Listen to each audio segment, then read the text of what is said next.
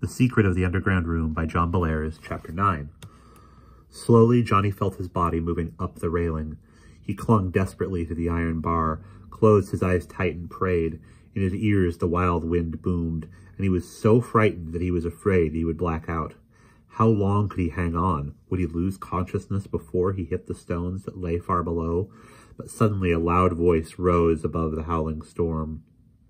I wish the wind may cease to roar, no thrashing of the flood. By him that harrowed hell I swear, and by the holy rood. The wind died, and Johnny slid, gasping, to the riveted iron walkway of the bridge. Stunned, he looked around him and saw the professor and Fergie not far from him. They were kneeling with their hands over their faces, and both of them seemed to be sobbing. Walking toward them from the far end of the bridge was Humphrey. He strode briskly along. As he went, he hummed a jaunty little tune. When Humphrey got to the place where his brother was kneeling, he bent and helped him up. With a lot of sneezing and harumphing, the professor pulled himself together. He didn't like to have people see him in a weepy state, so he tried to hide his feelings as well as he could. He was glad to be alive. "Goodness!" he exclaimed, mopping his face with his handkerchief. "I have never felt anything like that in my life. Another few seconds and—" He paused and glared accusingly at his brother. "Humphrey!" he roared. "You know magic spells and you never told me?" Humphrey smiled modestly and bowed.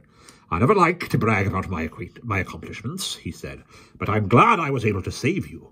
A few seconds after you left the house, I sensed his presence, and I'm glad I came as fast as I did."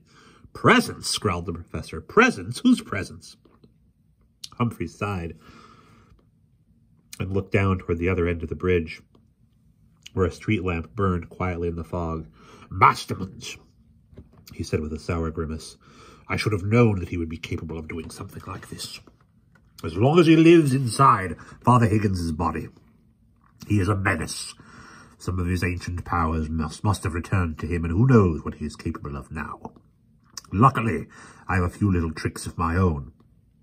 "I'll say," said Fergie, gazing admiringly at Humphrey, "I thought we were all goners." "You very nearly were," said Humphrey gravely. "But, see here, I think you had better come back and spend the night at my place. It's not absolutely 100% safe, but it's a lot safer than your place. Masterman knows you're onto him, and he's afraid you'll mess up his plans. He'll be back, you can be sure of that. But for the time being, our little duel may have scared him off. Come on, let's go." No one needed to be persuaded. With grateful smiles, the boys and the professor tramped back across the bridge to Humphrey's house, where Humphrey showed them all to their rooms.